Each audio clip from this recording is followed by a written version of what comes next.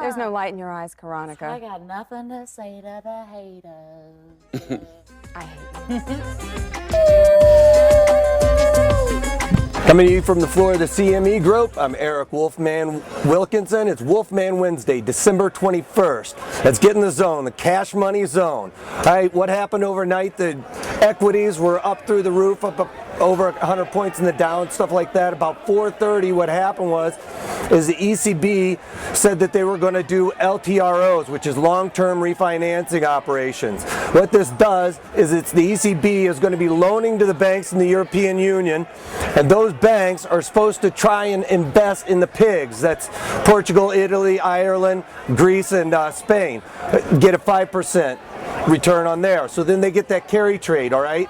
Well, what's happening is the initial knee-jerk reaction was to buy the equities. This looked like a good thing, but there was so much overwhelming demand for these 1% bonds from the ECB that everybody started wondering, wait a second, you know, if I'm offering somebody a job and 5,000 people show up for the one job that I'm looking for, that's probably not a good thing for the economy. Well, that's what they were seeing over there. The other thing is these banks aren't necessarily going to buy into the PIGS. What they might do is they're going to start trading that, and they're trying to get a better return than even 5%, or they're going to come back to the United States and try and invest in our sovereign government bonds that are guaranteed. The ones over there aren't necessarily guaranteed. We saw what happened in Greece. Those guys might have to take a haircut. That's not good for you. If you all of a sudden invest in them, then your money's not guaranteed anymore, whereas in the United States it is. So what happens is we loan to the ECB loans to these banks buy our debt, so basically we're giving them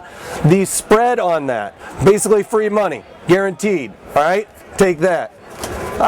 Moving on to what happened today, we got the new home sales came out a little bit worse than expected. That caused even more downside to the equities. Right now, we're kind of testing some key levels.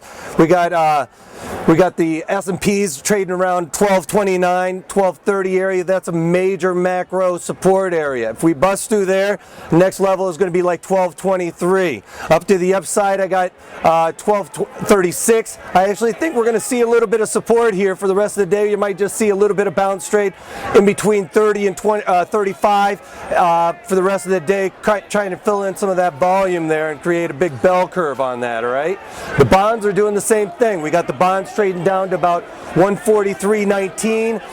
That's a major support area. We've kind of bounced off that several times. I think you're just going to see this little bit of volatility as the SPU's equities start selling off, the bonds start rallying a little bit, and vice versa. It's holiday markets, not a lot of volume. Be quick, be nimble, all right?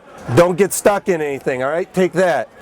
The other thing I got to say is to our Jewish friends out there, happy Hanukkah. Everybody else, have a great holiday. See you next week, all right? Take that.